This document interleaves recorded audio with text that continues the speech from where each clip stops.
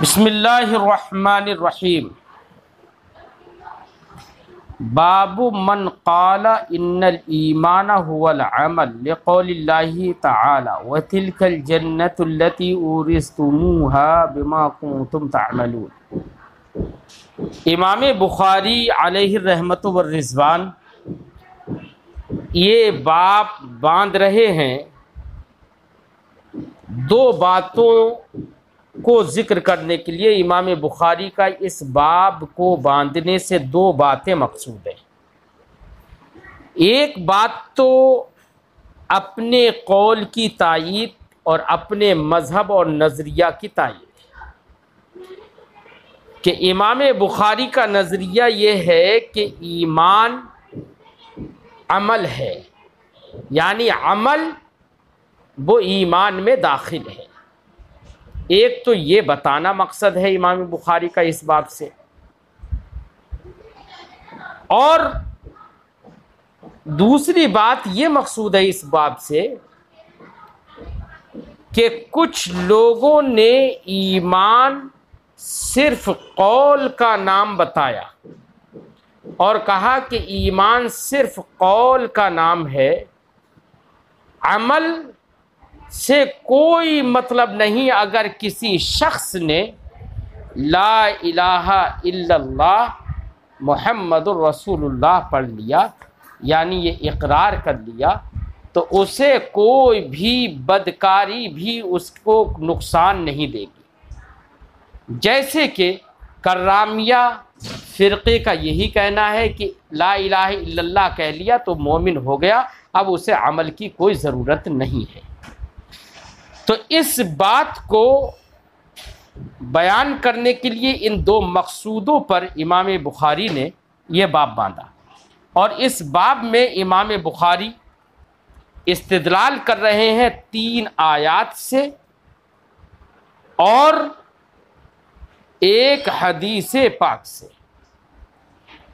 اب جن 3 آیات سے امام بخاری استدلال کر رہے ہیں، آپ ان 3 آیات کو سمجھیے، استدلال کس طرز پر امام بخاری نے کیا ہے اس طرز استدلال کو سمجھیے۔ پہلی آیت کریمہ اللہ رب العزت نے ارشاد فرمایا وَتِلْكَ الْجَنَّةُ الَّتِي أُورِثْتُمُوهَا بِمَا كُنتُمْ تَعْمَلُونَ۔ اور دوسری آیت کریمہ اللہ رب العزت نے ارشاد فرمایا فَوَرَبِّكَ لَنَسْأَلَنَّهُمْ أَجْمَعِينَ أَمَّا كَانُوا يَعْمَلُونَ۔ اور تیسری آیت کریمہ ہے لِمِثْلِ هَذَا فَلْيَعْمَلِ الْعَامِلُونَ۔ اب پہلی آیت کریمہ، یہ 3 آیات کریمہ ہم نے امام بخاری نے ذکر کی ہیں۔ ہم پہلی آیت کریمہ جو امام بخاری کا مقصد ہے استدلال کرنا، وہ ہم بتاتے ہیں۔ آیت کریمہ ہے پہلی وَتِلْكَ الْجَنَّةُ الَّتِي أُورِثْتُمُوهَا بِمَا كُنتُمْ تَعْمَلُونَ۔ اس کا ترجمہ ہوگا اور یہ وہ جنت جس کے تم وارث کیے گئے اپنے اعمال سے، یعنی یہی وہ جنت ہے جس کے تم وارث کیے گئے بما کنتم تعملون، اس کے بدلے جو تم کرتے تھے، تمہارے اعمال جو تھے۔ اب یاد رکھو تمام متکلمین کا اجماع ہے اس بات پر کہ جنت وہ ایمان کا بدلہ ہے، ایمان کے بدلے میں جنت ہوگی۔ اسی لیے اہل سنت و جماعت کا نظریہ ہے کہ اگر کوئی بھی ایمان لے کر آیا تو ایمان کی جزا جنت ہے، اسے جنت میں داخل کیا جائے گا۔ وہ الگ بات ہے کہ اس کے گناہوں کی سزا بھی ملے، لیکن ایمان لے کر اگر آیا ہے تو اس کو جنت میں ضرور داخل کیا جائے گا، کیونکہ ایمان کی جزا جنت ہے۔ ہمارے علماء نے فرمایا، قرآن پاک میں اللہ نے ارشاد فرمایا فَمَن يَعْمَلْ مِثْقَالَ ذَرَّةٍ خَيْرًا يَرَهُ، جس نے ایک ذرہ برابر بھی خیر کی، اس خیر کی جزا وہ دیکھے گا۔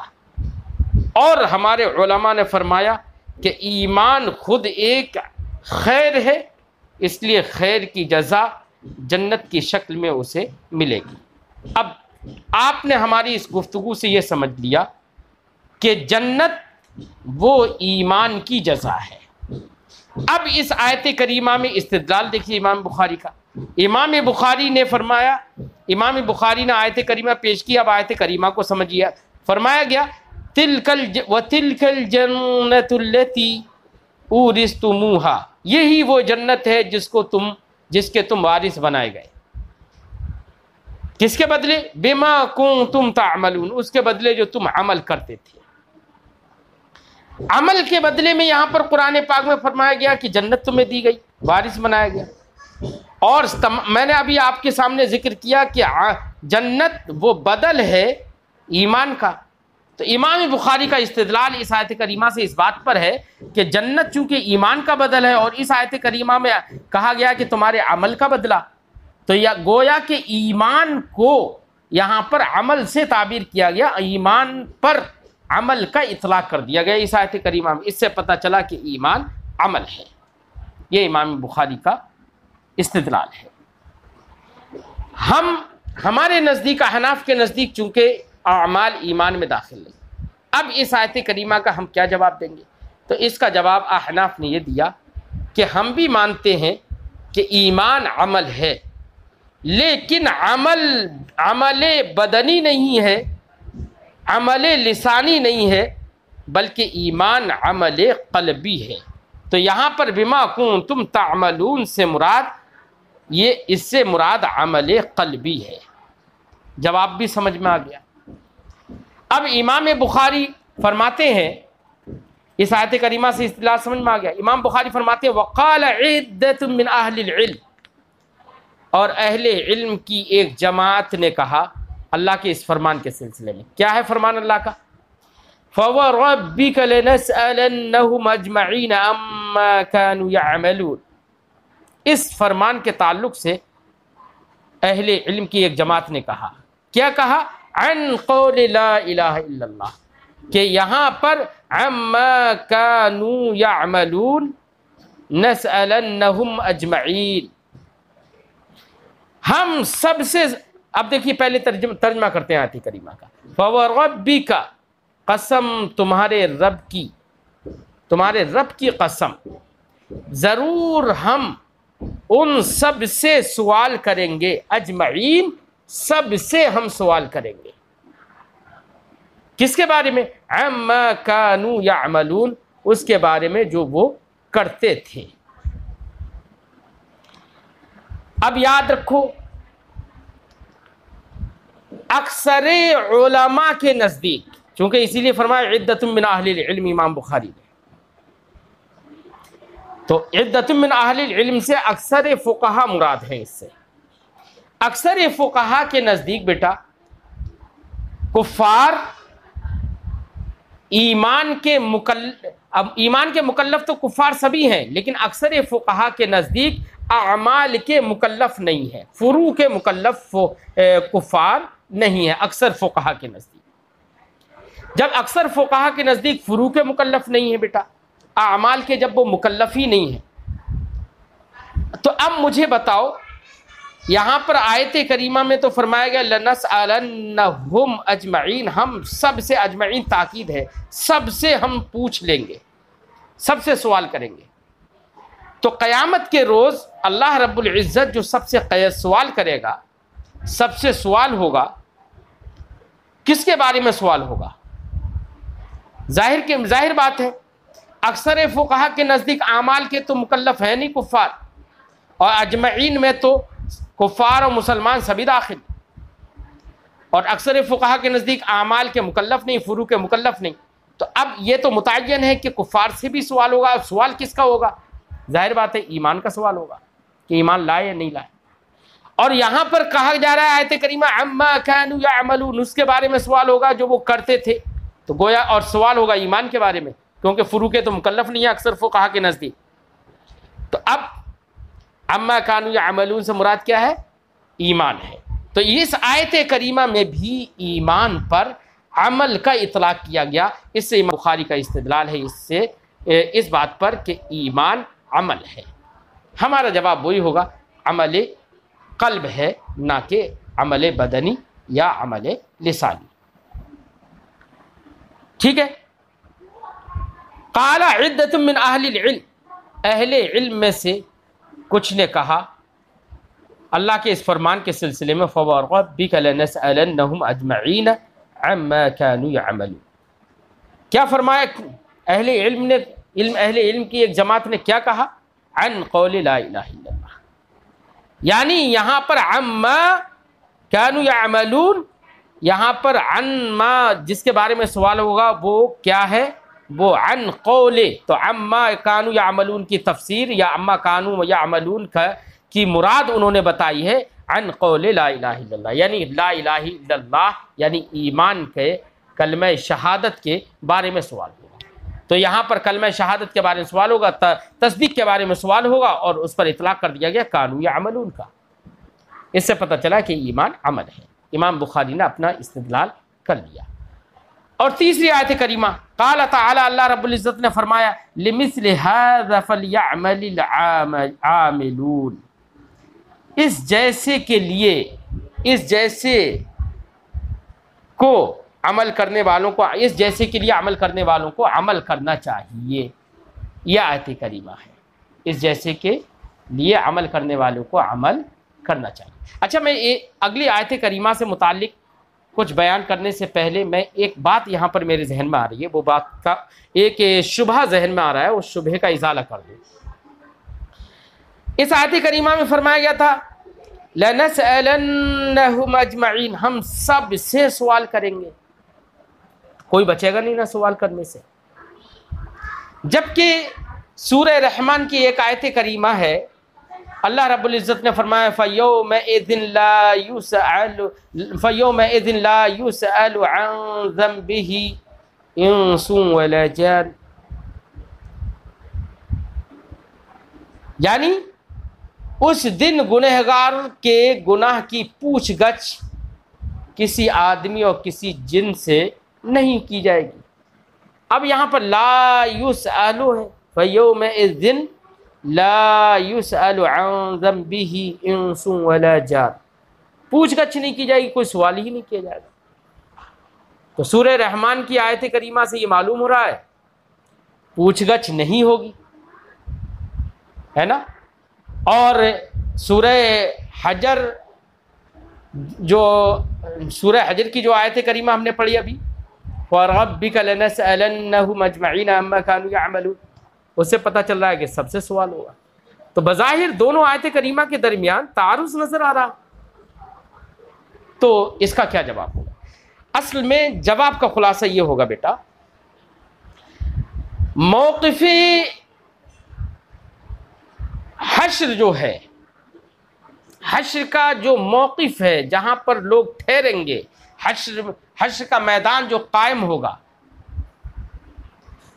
اس میں اللہ رب العزت چونکہ دن جو ہوگا نا حشر کا وہ بڑا لمبا ہوگا، 50,000 دنوں کے برابر تو ایک دن ہی ہوگا، تو اتنا لمبا دن ہوگا، تو ایسی صورت میں وہاں پر حالات الگ الگ ہوں گے۔ کبھی تو حالات ایسے ہوں گے کہ اللہ رب العزت غضب پر ہوگا، تو اس وقت وہ سوال کرے گا، اور کبھی ایسے بھی حالات ہوں گے کہ کچھ حالات میں اللہ رب العزت سوال نہیں کرے گا۔ تو گویا کہ دونوں آیتوں میں الگ الگ احوال کو بیان کیا گیا، اور علامہ بدر الدین عینی علیہ رحمت والرضوان نے نہیں بلکہ فتح الباری میں علامہ ابن حجر نے یہ بھی فرمایا کہ مواقف قیامت متعدد ہوں گے، الگ الگ ہوں گے، تو کسی موقف میں سوال ہوگا تو کسی موقف میں سوال نہیں ہوگا۔ تو جس آیت کریمہ سوال کے لیے کہا گیا اس آیت کریمہ میں کسی اور ایک الگ موقف کا ذکر ہے، اور جس آیت کریمہ میں سوال نہ کرنے کے بارے میں بتایا گیا اس میں کسی اور موقف کا ذکر ہے۔ تو اب کوئی تعارض نہیں رہے گا۔ اب تیسری آیت کریمہ کی طرف بڑھتے ہیں۔ اللہ رب العزت نے ارشاد فرمایا لِمِثْلِ هَذَا فَلْيَعْمَلِ الْعَامِلُونَ، اس جیسے کے لیے عمل کرنا چاہیے۔ اس آیت کریمہ کا مطلب سمجھنے سے پہلے اس سے تھوڑا سا پہلے پڑھ لینا ضروری ہے تاکہ بات واضح ہو جائے۔ اللہ رب العزت نے اس سے پہلے ارشاد فرمایا، اس سے پہلے آیت کریمہ ہے ان هذا لهو الفوز العظیم، بے شک یہی بڑی کامیابی ہے۔ پھر اس کے بعد ہے لمثل هذا فلیعمل العاملون، اسی کے لیے عمل کرنے والوں کو عمل کرنا چاہیے، اسی جیسے کے لیے۔ اب یہ پوری آیت کریمہ سمجھ آئی، یعنی کامیابی آیت کریمہ میں بتائی گئی ایمان والوں کی، کہ ایمان والے ایمان لے کر آئے تو یہ ایمان لانا ایک بڑی کامیابی ہے۔ ان ھذا لہو الفوز العظیم، یہ فرمایا گیا۔ پھر اس کے بعد فرمایا گیا لمثل ھذا فلیعمل العاملون، اسی جیسے کے لیے عمل کرنے والوں کو عمل کرنا چاہیے۔ تو اب ماقبل میں کامیابی ایمان کی بتائی گئی ہے، اور پھر فرمایا گیا اسی جیسے کے لیے عمل کرنے والوں کو عمل کرنا چاہیے۔ تو امام بخاری کا استدلال اس بات پر ہے کہ فلیعمل العاملون سے مراد ہے فلیؤمن المؤمنون، کیونکہ ایمان کا ذکر ہے ماقبل میں، اور اسی جیسے کے لیے عمل کرنے والوں کو عمل کرنا چاہیے کہا جا رہا ہے۔ اور اس جیسے کا مطلب یعنی ماقبل میں ایمان کا ذکر ہے، تو اس کا مطلب یہ ہوا کہ ایمان لانے والوں کو ایمان لانا چاہیے۔ لہذا آیت کریمہ میں ایمان پر عمل کا اطلاق ہوا، اس سے یہ معلوم ہوا۔ تو امام بخاری نے اپنے مذہب پر استدلال کر لیا۔ تمام کا جواب احناف کی طرف سے یہ ہوگا عمل ہے، صحیح بات ہے کہ عمل کا اطلاق ایمان پر ہوا ہے، لیکن عمل یہ عمل قلب ہے، نہ کہ عمل بدن یا عمل لسان۔ اب حدیث پاک پڑھتے ہیں۔ حدثنا احمد بن یونس وموسى بن اسماعیل قال حدثنا ابراہیم بن سعد قال حدثنا ابن شهاب عن سعید بن المسیب عن ابی ہریرہ ان رسول اللہ صلی اللہ علیہ وسلم سئل ای العمل افضل۔ امام بخاری علیہ رحمۃ و رضوان فرماتے ہیں ہم سے حدیث بیان کی احمد ابن یونس نے اور موسیٰ ابن اسماعیل نے، دونوں حضرات نے کہا کہ ہم سے حدیث بیان کی ابراہیم ابن سعد نے، قال انہوں نے کہا حدثنا ابن شہاب، ہم سے حدیث بیان کی ابن شہاب نے، وہ روایت کرتے ہیں عن سعید ابن المسیب، حضرت سعید ابن المسیب سے، عن ابی ہریرہ ان رسول اللہ صلی اللہ علیہ وسلم، وہ روایت کرتے ہیں حضرت ابو ہریرہ سے، وہ کہتے ہیں ان رسول اللہ صلی اللہ علیہ وسلم سئل، نبی کریم صلی اللہ علیہ وسلم سے پوچھا گیا، سوال کیا گیا، ای العمل افضل، یا رسول اللہ اعمال میں سب سے اچھا عمل کیا ہے، سب سے بافضل فضیلت والا عمل کیا ہے؟ فقال، تو سرکار نے ارشاد فرمایا ایمان باللہ ورسولہ، اللہ اور اس کے رسول پر ایمان لانا۔ یہی جملہ محل استشہاد ہے۔ امام بخاری اسی جملے سے ترجمۃ الباب سے مناسبت ذکر کر رہے ہیں، کیونکہ عنوان باب یہی تھا، اور ترجمۃ الباب سے امام بخاری نے یہی بتانا چاہا تھا کہ ایمان عمل کا نام ہے۔ یہاں پر سوال عمل کے بارے میں تھا، ای العمل افضل، اور سرکار نے جب ارشاد فرمایا تو فرمایا ایمان باللہ۔ تو اب اس حدیث پاک کے اس جملے سے یہ معلوم ہوا کہ ایمان باللہ بھی عمل ہے، کیونکہ سوال عمل کے ہی بارے میں تھا۔ اس سے پتہ چلا کہ عمل ایمان ہے، ایمان عمل ہے۔ بات سمجھ میں آ گئی؟ ہم جواب دیں گے کہ جو سوال تھا ای العمل افضل، اس عمل سے مراد دونوں عمل ہوتے ہیں، عمل بدنی بھی ہوتا ہے، عمل لسانی بھی ہوتا ہے، عمل قلبی بھی ہوتا ہے۔ نبی کریم صلی اللہ علیہ وسلم نے عمل قلبی کو بھی بیان فرمایا، اور پھر عمل بدنی کو بھی ذکر کیا، اور پھر عمل بدنی اور عمل مالی سب کو امام نبی کریم صلی اللہ علیہ وسلم نے بیان کر دیا۔ اگلا جو جواب ہے وہ یہ بتا رہا ہے سرکار کا کہ عمل عام ہے، لہذا صرف اس بات پر دلیل لانا کہ عمل ایمان ہے یہی کافی نہیں۔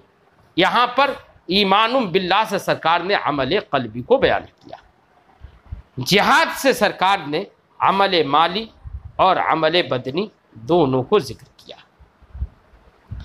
یا عمل بدنی کو ذکر کیا، اور حج سے سرکار نے عمل بدنی اور عمل مالی دونوں کو بیان کیا۔ فرماتے ہیں ان رسول اللہ صلی اللہ علیہ وسلم سئل، سرکار سے سوال کیا گیا ای العمل افضل، کون سا عمل زیادہ فضیلت والا ہے؟ فقال، سرکار نے فرمایا ایمان باللہ ورسولہ۔ قیل ثم ماذا، پھر سوال کیا گیا یا رسول اللہ پھر اس کے بعد کون سا عمل افضل ہے؟ قال الجہاد فی سبیل اللہ، سرکار نے فرمایا اللہ کی راہ میں جہاد۔ قیل، سرکار سے پھر عرض کی گئی ثم ماذا، پھر اس کے بعد کیا؟ قال، سرکار نے فرمایا حج مبرور، مقبول حج۔ مقبول حج، اس حج کو ہمارے علماء نے بیان فرمایا کہ آدمی جب حج کر کے آئے تو اس کے اندر بدلاؤ نظر آئے، یعنی اگر نماز نہیں پڑھتا تھا تو نماز پڑھنے لگے، روزہ نہیں رکھتا تھا تو روزہ رکھنے لگے، اور جھوٹ بولتا تھا تو جھوٹ کو چھوڑ دے، برائیاں کرتا تھا تو برائیاں چھوڑ دے، بھلائیاں نہیں کرتا تھا تو بھلائیاں کرنے لگے۔ تو جس کے اندر حج کرنے کے بعد بدلاؤ نظر آئے تو سمجھ لیں کہ یہ علامت ہے اس بات کی کہ اس کا حج اللہ کی بارگاہ میں مقبول ہو گیا ہے۔ اب یہاں پر نبی کریم صلی اللہ علیہ وسلم نے ایمان باللہ ورسولہ اور جہاد فی سبیل اللہ کو مقدم فرمایا حج مبرور پر۔ کس پر مقدم فرمایا؟ حج مبرور پر۔ کیوں؟ اس لیے کہ جہاد فی سبیل اللہ یہ متکرر ہو سکتا ہے، ایمان باللہ بھی مقرر ہو سکتا ہے حالات کے پیش نظر۔ بھئی طور ایمان لے آیا، کسی نے پھر زبردستی اس کو مجبور کر دیا کلمہ کفر جاری کرنے میں، تو فقہا حکم دیں گے کہ آپ دوبارہ سے کلمہ پڑھ لیں احتیاطاً، اگرچہ دل اس کا مطمئن رہا۔ لیکن حج وہ صرف ایک بار فرض ہوتا ہے، اس لیے نبی کریم صلی اللہ علیہ وسلم نے جو متکرر ہوتا رہتا ہے اس کو پہلے ذکر فرمایا اور حج کو بعد میں ذکر فرمایا۔ باب اذا لم يكن الاسلام على الحقيقة وكان على الاستسلام او الخوف من القتل، لقوله تعالى قالت الاعراب آمنا قل لم تؤمنوا ولكن قولوا اسلمنا فاذا كان على الحقيقة فهو على قوله جل ذکرہ ان الدین عند اللہ الاسلام۔ امام بخاری علیہ رحمت والرضوان آگے جو یہ باب باندھ رہے ہیں اس سے امام بخاری رضی اللہ تعالی عنہ کا جو مقصد ہے وہ یہ بتانا ہے کہ ایمان اور اسلام دونوں الگ الگ ہیں۔ جو ایمان اور ہے، اسلام اور ہے، چونکہ شوافی کا کہنا ہی یہی ہے اسلام اور ایمان دونوں ایک نہیں ہیں، الگ الگ ہیں۔ احناف کہتے ہیں ایمان اور اسلام دونوں ایک ہیں۔ اصل میں اسلام کے دو معنی آتے ہیں۔ اسلام کا معنی ہوتا ہے جھکنا، یہ جھکنا دو طریقے پر ہوتا ہے، ایک تو ہوتا ہے دل سے جھکنا اور ایک ہوتا ہے دل سے نہ جھکنا بلکہ ظاہری اعمال میں جھکنا۔ تو جو اسلام باطن کا جھکنا ہے، دل سے جھکنے کا نام جو اسلام ہے، وہ ایمان اور اسلام اور دین یہ سب کے سب مصداق کے اعتبار سے ایک ہیں۔ اور جو اسلام بے معنی ظاہری طور پر جھکنا ہے، وہ اسلام ایمان کا مغایر ہے، ایمان کے علاوہ ہے۔ تو جن آیات اور احادیث میں ایمان اور اسلام دونوں الگ الگ نظر آتے ہیں، کہ اگر کسی آیت کریمہ میں یہ کہا گیا کہ تم ایمان نہیں لائے بلکہ تم کہو کہ ہم اسلام لے آئے، تو پتہ چلا کہ ایمان اور اسلام دونوں الگ الگ ہیں۔ تو اس اسلام سے مراد ظاہری طور پر جھکنا ہے، نہ کہ باطنی طور پر جھکنا۔ باطنی طور پر جو جھکنا ہے وہ ایمان کا مصداق ہے، ایمان اور اسلام دونوں کا مصداق ایک ہے اس معنی کر۔ ایسی نبی کریم نے حدیث جبریل دیکھیے، حدیث جبریل آپ نے پڑھی ہوگی، اس میں نبی کریم سے ایمان کے بارے میں سوال کیا گیا تو سرکار نے جواب اور دیا، اسلام کے بارے میں سوال کیا گیا تو سرکار نے جواب اور دیا۔ اس سے پتہ چلا کچھ لوگوں نے استدلال کر لیا کہ ایمان اور اسلام دونوں الگ الگ ہیں، لیکن احناف نے جواب دیا کہ وہاں پر سرکار ایمان اور اسلام کا جو معنی حقیقی ہے، یعنی باطنی طور پر جھکنا، وہ مراد نہیں ہے، ظاہری اعمال اس سے جب مراد ہیں تو وہاں پر اعمال یعنی وہاں پر ایمان و اسلام کی حقیقت سرکار نے نہیں بتائی، بلکہ ایمان و اسلام کے ثمرات سرکار نے بیان فرمائے۔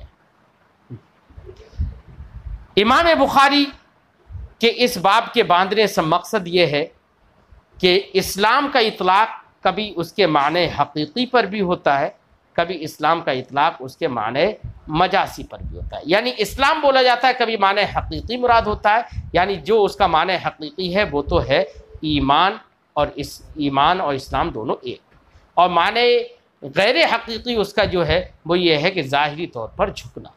تو امام بخاری یہاں پر یہی بتانا چاہتے ہیں اس باب سے کہ ایمان یا اسلام میں حقیقی وہ ایمان کا گویا کہ ہم صدق ہے، اور اسلام جو حقیقت اپنی حقیقت پر محمول نہ ہو تو وہ اسلام ایمان کا غیر ہے۔ عند اللہ جہنم سے بچنے کے لیے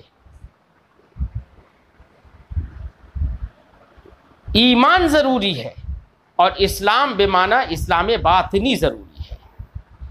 اور جو اعراب نے کہا آمنا اور پھر کہا گیا کہ نہیں لم تؤمنوا ولکن قولوا اسلمنا، تو اس اسلام سے مراد یہ ہے کہ اسلام اپنے معنی حقیقی میں نہیں ہے، بلکہ یہاں پر ظاہری اعمال کے معنی میں ہے۔ بات سمجھ آئی؟ اب باب سنیے، فرماتے امام بخاری باب اذا لم یکن الاسلام علی الحقیقہ، یہ باب ہے اس بیان میں کہ جب اسلام حقیقت پر نہ ہو، یہ تو بیٹا شرط ہو گئی، اس کی جزا محذوف ہے۔ جزا محذوف ہونے کا مطلب جزا یہ ہوگی اذا لم یکن الاسلام علی الحقیقۃ لا ينفع فی الآخرہ، اگر اسلام حقیقت پر نہ ہو تو وہ ایسا اسلام جو کہ ظاہری طور پر ہو، ظاہری جھکنے کا نام ہو، وہ آخرت میں نفع نہیں دے گا، یہ جزا محذوف ہوگی۔ میں نے اپنے پوری بات بتا دی ہے کہ امام بخاری یہاں پر جو بتانا چاہتے ہیں، حقیقت پر نہ ہو، وَكَانَ عَلَى الْإِسْتِسْلَامِ، اور ظاہری انقیاد اور ظاہری جھکنے پر اس کا حمل ہو، اَوِ الْخَوْفِ مِنَ الْقَتْلِ، یا قتل سے خوف کھانے کی بنا پر کوئی زبان سے اسلام ظاہر کر دے، صرف اس پر ہو اسلام اللہ تعالیٰ کے اس فرمان کی وجہ سے، تو ایسا اسلام آخرت میں نفع نہیں دے گا۔ دلیل کیا ہے؟ دلیل آیت کریمہ قالت الاعراب آمنا قل لم تؤمنوا ولكن قولوا اسلمنا، اعراب نے کہا، اعراب گواروں نے کہا، کیا اسی کی طرف نسبت یا نسبتی کر کے اس کی طرف نسبت کر کے کہہ دیتے ہیں اعرابی۔ قالت الاعراب آمنا، اعراب نے کہا ہم ایمان لے آئے، قل اللہ نے نبی سے فرمایا محبوب فرما دو لم تؤمنوا تم ایمان نہیں لائے ہو ولکن قولوا اسلمنا لیکن اسلمنا کہو، یعنی ظاہری طور پر تم اعمال کرتے ہو، تم دل سے تصدیق ابھی نہیں کر پائے۔ فإذا كان على الحقیقہ، تو اس سے پتہ چلا کہ اسلام اگر حقیقت پر نہ ہو تو وہ آخرت میں نفع نہیں دے گا۔ وإذا كان على الحقیقہ، تو اگر اسلام حقیقت پر ہو، یعنی کوئی اسلام اپنے دل سے لے کر آ جائے، تو اس کی جزا ہوگی فَهُوَ يَنْفَعُ فِي الْآخِرَةِ، تو وہ آخرت میں نفع دے گا۔ تو وہ اس پر دلیل اللہ رب العزت کا یہ فرمان فَهُوَ عَلَى قَوْلِهِ تعالیٰ، تو وہ محمول ہوگا اللہ کی اس فرمان پر جو اللہ رب العزت جل ذکرہ، جس کا ذکر عظیم تر ہے، اس نے فرمایا ان الدین عند اللہ الاسلام، بے شک دین اللہ کے نزدیک اسلام ہی ہے۔ تو اسلام ہی ہے، تو یہاں پر دین کو اسلام کہا گیا۔ اس اسلام سے مراد اسلام باطنی ہے، یعنی باطنی جھکنا، دل سے جھکنا۔ تو اسلام، دین اور ایمان سب کے سب الفاظ ہیں، ایسے الفاظ ہیں جو مصداق سب کا ایک ہے۔ اب اس پر امام بخاری حدیث ذکر کر رہے ہیں۔ حدثنا ابو الیمان، ہم سے حدیث بیان کیا ابو الیمان نے، قال انہوں نے کہا اخبرنا شعیب، ہم سے حدیث بیان کی شعیب نے، وہ روایت کرتے عن زہری، امام زہری سے، قال انہوں نے کہا اخبرنی عامر بن سعد ابن ابی وقاص، مجھے خبر دی عامر بن سعد ابن ابی وقاص نے، عن سعد، روایت کرتے ہوئے اپنے والد سعد ابن ابی وقاص سے، انہوں نے کیا کہا ان رسول اللہ صلی اللہ علیہ وسلم اعطى رہطا، نبی کریم صلی اللہ علیہ وسلم نے ایک جماعت کو مال غنیمت عطا فرمایا۔ وسعد جالس، اور سعد ابن ابی وقاص وہاں پر بیٹھے ہوئے تھے۔ فترک رسول اللہ صلی اللہ علیہ وسلم رجلا هو اعجبهم الی، حضرت سعد فرماتے ہیں رسول اللہ صلی اللہ علیہ وسلم نے ایک جماعت کو مال دیا اور ایک آدمی کو سرکار نے چھوڑ دیا، رجلا ایک آدمی کو چھوڑ دیا، هو اعجبهم الی، اور فرماتے ہیں کہ وہ آدمی ان لوگوں میں جن کو مال دیا تھا ان میں سب سے بہتر میرے نزدیک تھا، میرے اعتقاد میں سب سے زیادہ صالح تھا وہ آدمی، اور سرکار نے اس کو مال نہیں دیا اور دوسرے لوگوں کو دے دیا۔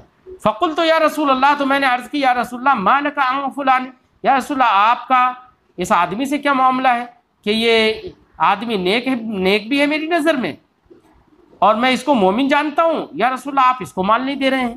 اس سے آپ نے اعراض فرما لیا، ما لک عن فلان یا رسول اللہ، اس سے آپ کا کیا معاملہ؟ فواللہ انی لاراہ مومنا، میں تو اس کو مومن ہی جانتا ہوں یا رسول اللہ۔ تو اب دیکھو انہوں نے کہا انی لاراہ مومنا، میں اس کو مومن جانتا ہوں۔ سرکار نے فرمایا جواب میں فقال، سرکار نے ارشاد فرمایا او مسلما، مومن جانتے ہو یا مسلم جانتے ہو؟ یعنی تم نے تو ان کے ظاہری اعمال دیکھے ہیں نا، تم یہ کیوں کہہ رہے ہو مومن جانتا ہوں، یہ کہو مسلم جانتا ہوں۔ تم نے تو ظاہری اعمال دیکھے ہیں، دل پر تو تمہیں اطلاع نہیں ہے۔ اس سے سرکار کا مقصد یہ نہیں تھا کہ ان کے دل میں ایمان نہیں تھا، لیکن سرکار کا مقصد اس سے یہ تھا کہ سعد تم مومن کیوں کہہ رہے ہو، تم تو دل پر مطلع نہیں ہو، تمہیں تو کہنا چاہیے مسلمان۔ فسکت تو قلیلا، تو حضرت سعد فرماتے ہیں کہ میں تھوڑی دیر خاموش ہو گیا۔ ثم غلبنی ما اعلم منہ، پھر مجھ پر غلبہ ہو گیا اسی کا جو میں اس آدمی کے تعلق سے جانتا تھا۔ کیا غلبہ ہو گیا؟ کہ میں جانتا تھا کہ یہ نیک آدمی ہے، مسلمان ہے، تو میں نے پھر وہی بات کہی سرکار سے، فعدت لمقالتی، پھر میں نے دوبارہ سے وہی بات کہی سرکار سے۔ وعاد رسول اللہ صلی اللہ علیہ وسلم، سرکار نے بھی دوبارہ سے وہی بات کہی، کیا ابا مسلمن۔ ثم قال یا سعد، پھر آخر میں سرکار نے فرمایا اے سعد انی لاعطی الرجل وغیرہ احب الی منہ، میں کوئی آدمی ایسا ہوتا ہے جس کو میں دیتا ہوں، حالانکہ اس کے علاوہ دوسرا آدمی میرے نزدیک محبوب تر ہوتا ہے اس سے، لیکن پھر بھی میں اسے دیتا ہوں۔ کیوں؟ خشیۃ ان یکبہ اللہ فی النار، اس خوف سے کہیں اللہ رب العزت اس کو آگ میں اوندھے نہ ڈال دے۔ اس سے سرکار کے فرمانے کا مقصد یہ ہے کہ میں جانتا ہوں کہ کچھ لوگ وہ ہیں جن کے دلوں میں ایمان ثابت ہے، اور مجھے یقین ہے کہ وہ ایمان سے نہیں پھریں گے، وہ میرے نزدیک محبوب تر ہیں، اس کے باوجود میں ایسے لوگوں کو مال نہیں دیتا، اور مال ان لوگوں کو دیتا ہوں جو ابھی نو مسلم ہیں، جن کے دلوں میں ابھی ایمان پورے طور سے بیٹھ نہیں پایا، جن کے بارے میں یہ اندیشہ ہے کہ یہ ایمان سے پھر کفر کی طرف پہنچ جائیں گے۔ تو تالیف قلب کے لیے میں ایسے لوگوں کو مال دیتا ہوں تاکہ ان کے تالیف قلب ہو اور وہ لوگ اسلام میں قائم رہیں۔ اگر وہ لوٹ کر اسلام سے چلے گئے تو اللہ ان کو جہنم میں ڈال دے گا، تو مجھے یہ اندیشہ کہ کہیں جہنم میں نہ پڑے، آگ میں نہ جلنا پڑے انہیں، اس لیے میں تالیف قلب کے لیے کہ وہ رکے رہیں اسلام میں، تالیف قلب کے لیے میں انہیں دیتا ہوں، جبکہ اس کے مقابل دوسرا آدمی میرے نزدیک محبوب تر ہوتا ہے۔ یہ سرکار نے فرمایا۔ تو دیکھیے محل استشہاد اس حدیث سے وہی ہے کہ حضرت سعد نے کہا تھا لَأَرَاهُ مُؤْمِنًا إِنِّي لَأَرَاهُ مُؤْمِنًا، اور حضرت نبی کریم نے فرمایا فَقَالَ أَوَ مُسْلِمًا، ارے مومن ان کو جانتے ہو یا مسلم جانتے ہو؟ مسلم جانتے ہو نا، تم تو ظاہری اعمال جانتے ہو۔ تو اس سے پتہ چلا کہ اس حدیث پاک کے اندر مسلمن اپنے حقیقی معنی پر نہیں ہے بلکہ ظاہری جھکنے کے معنی میں ہے۔ باب افشاء السلام من الاسلام، سلام کو پھیلانا ایمان سے ہے۔ اور سلام پھیلانا بیٹا، سلام کرنا یہ عمل ہے، تو امام بخاری کا اس باب سے بھی استدلال ہے اس بات پر کہ عمل ایمان ہے۔ فرماتے ہیں افشاء السلام من الاسلام، سلام پھیلانا اسلام سے ہے۔ وقال عمار، حضرت عمار ابن عاصر نے کہا ثلاثن، تین چیزیں ایسی ہیں من جمعہن، جس نے ان تینوں کو جمع کر لیا فقط جمع الایمان، تو اس نے ایمان جمع کر لیا۔ اب جو تین چیزیں ذکر کی ہیں وہ سب اعمال کی قبیل سے ہیں، تو اب اس پر حضرت عمار ابن عاصر نے کہا کہ اس نے ایمان جمع کر لیا۔ عمار ابن عاصر یہ وہ صحابی رسول ہیں جن کو کفار قریش نے بڑی تکلیفیں پہنچائی، بہت سخت جلتی ریت پر بھی انہیں لٹا کے، ان کو پتھروں سے بھی باندھ کے تکلیفیں پہنچائیں۔ حضرت عمار ابن یاسر ہی وہ صحابی رسول ہیں جن کی والدہ، جن کا نام سمیہ تھا، وہ تاریخ اسلام میں اسلام کی سب سے پہلی شہید ہے، سب سے پہلی خاتون، مسلمان خاتون شہید ہوئیں، وہ حضرت عمار ابن یاسر کی والدہ ہے۔ تکلیفوں کو دیکھ کر نبی کریم صلی اللہ علیہ وسلم نے حضرت عمار ابن یاسر کو فرمایا تھا کہ اے آل یاسر صبر کرو، اللہ نے تمہارے لیے جنت لکھ دی ہے۔ ان کے لیے بھی جنت کی بشارت نبی کریم صلی اللہ علیہ وسلم نے دنیا میں دے دی تھی۔ بہرحال حضرت عمار ابن یاسر فرماتے ہیں تین چیزیں ایسی ہیں جن کو اگر کسی نے جمع کر لیا تو اس نے ایمان کو جمع کر لیا۔ کیا؟ الانصاف من نفسی، اپنے آپ سے انصاف لینا، کہ اپنے آپ کا محاسبہ کرے، کیا غلط بول رہا ہے یا صحیح بول رہا ہے، اپنے آپ سے انصاف لینا۔ وبذل السلام للعالم، اور عالم کے لیے یعنی سب لوگوں کے پر سلام خرچ کرنا، یعنی سلام کہنا، تمام لوگوں کو سلام کرنا۔ تمام لوگوں سے مراد وہ لوگ ہیں جو سلام کے اہل ہوں، شریعت نے جن کو سلام کا اہل مانا ہے۔ لہذا کسی کافر کو سلام کرنا تو مکروہ تحریمی، کسی بد مذہب کو سلام کرنا مکروہ تحریمی، ایسی بد عمل فاسق معلن کو بھی سلام کرنا یہ مکروہ تحریمی ہے۔ لہذا شریعت نے جن کو سلام کا اہل قرار دیا وہی لوگ مراد ہیں اس میں۔ بذل السلام للعالم، عالم کائنات یعنی سب لوگوں کے لیے سلام کو خرچ کرنا یعنی سلام کرنا۔ والانفاق من الاختار، تنگ دستی کے باوجود اللہ کی راہ میں خرچ کرنا۔ تنگ دستی سے مراد یہ ہے کہ یعنی جس لائق بھی ہے، اگر ایک پیسہ خرچ کرنے کے لائق ہے تو اللہ کی راہ میں ایک ہی پیسہ خرچ کرے، تو تنگ دستی کے باوجود اللہ کی راہ میں خرچ کرنا یہ بھی کیا ہے؟ ایمان سے ہے۔ تو حضرت عمار ابن یاسر نے فرمایا جس نے یہ 3 چیزیں جمع کر لیں اس نے ایمان کو جمع کر لیا۔ اب یہ سب کے سب اعمال ذکر کیے، اس سے امام بخاری کا استدلال ہے اس بات پر کہ ایمان عمل ہے۔ حدثنا قتيبة قال حدثنا الليث عن يزيد بن ابي حبيب عن ابي الخير عن عبد الله بن عمرو ان رجلا سأل رسول الله صلی اللہ علیہ وسلم۔ امام بخاری فرماتے ہیں ہم سے حدیث بیان کی قتیبہ نے، انہوں نے کہا ہم سے حدیث بیان کی لیث نے، وہ روایت کرتے ہیں یزید ابن ابی حبیب سے، وہ روایت کرتے ہیں ابو الخیر سے، وہ روایت کرتے ہیں عبداللہ ابن عمرو سے، ان رجلا سأل رسول اللہ صلی اللہ علیہ وسلم، ایک آدمی نے رسول اللہ صلی اللہ علیہ وسلم سے پوچھا ای الاسلام خیر، اسلام کی خصلتوں میں سے، اعمال میں سے کون سا عمل بہتر ہے؟